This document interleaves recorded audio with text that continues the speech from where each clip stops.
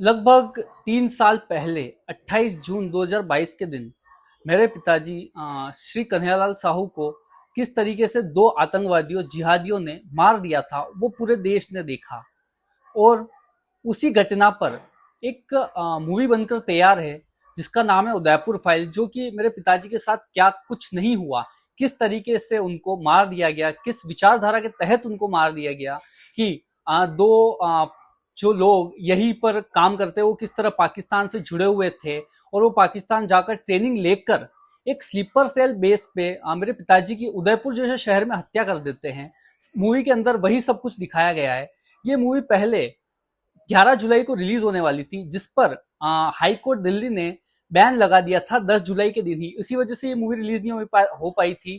और इसके बाद इस मूवी ने कई संघर्ष किया। ये high court Delhi, supreme court, उसके बाद सेंट्रल गवर्नमेंट के पास होकर आज फिर से इसकी जो नई रिलीज डेट है 8 अगस्त वो डिक्लेयर कर दी गई, क्योंकि आज ही 6 जुलाई के दिन 6 अगस्त के दिन सेंट्रल गवर्नमेंट ने इस मूवी को रिलीज करने का आदेश दे दिया है और कहा है कि ये जो मूवी है वो किसी भी तरह किसी भी धर्म समुदाय के खिलाफ नहीं है। ये एक जो क्राइम जो कि मेरे पिताजी के साथ हुआ था, जो आतंकवादी घटना मेरे पिताजी के साथ हुआ था, उसके अगेंस्ट है। इसलिए इस मूवी से किसी भी धर्म की भावना आहत नहीं होगी। इसी वजह से इस मूवी की जो रिलीज है वो 8 अगस्त को डिक्लेयर कर दी गई है। और मैं ये आशा करता हूं कि देश का हर व्यक्ति इस मूवी को देखेगा, चाहे वो किसी भी धर्म समुदाय का हो, और जानेगा कि उस दिन मेरे पिताजी के साथ क्या हुआ था। और मेरे पिताजी की इस पूरे इंसिडेंट में कोई गलती नहीं थी, फिर भी उन्हें बस आतंकवाद का एक मोहरा बनाकर मार दिया गया। और वही ये जो कुछ संगठन है जो कि इस मूवी का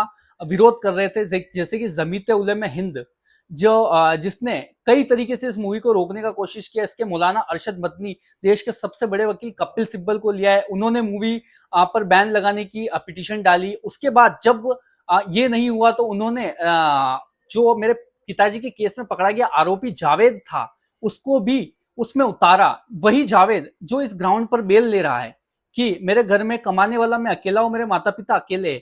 और उसको जब वो हत्या में शामिल था तब ये चीज याद नहीं आई, पर जब एक मूवी आने जाती है, एक सच्ची घटना पर आधारित मूवी जब पूरे देश के सामने आना चाहती है, तो ये जो मदनी जी है और ये जो जावेद है, ये एकदम से आ जाते हैं। और इनके इसी के लिए देश का सबसे बड़ा वकील, जो कि शायद 25 से 30 लाख रुपए हियरिंग पे लेता है, वही जावेद पहुंच जाता है जिसके घर में कमाने वाला कोई नहीं है। तो ये बहुत ही सोच विचार वाली बात है। और यही जो संगठन है जमीयत उलमा हिंद, ये हर बार इस तरीके की जो घटनाएं होती है आतंकवादी जिसमें शामिल होते हैं उनको बचाने का काम करता है। जैसे कि कमलेश तिवारी हत्याकांड में इन्होंने लीगल एड प्रोवाइड की थी, चाहे संकट मोचन बम धमाका हो, ऐसे 700 प्लस केसेस है जिसमें इसी संगठन ने लीगल एड प्रोवाइड की है।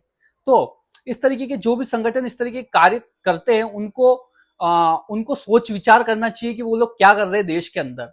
और मुझे उम्मीद है कि देश का हर व्यक्ति इस मूवी को देखेगा और हमारी न्याय की लड़ाई में हमारे साथ खड़ा होगा। और जिस तरीके से मेरे पिताजी को मार दिया गया वो आगे किसी के साथ भी ना हो, इस चीज की सीख भी लेगा। और मेरे पिताजी की जो अस्थियां है वो 3 साल से आज भी इंतजार में है कि उन्हें कब बहाया जाए। और हमारा हिंदू धर्म में यही कहा जाता है कि अस्थियों का विसर्जन इसलिए किया जाता है ताकि किसी आत्मा को शांति मिले।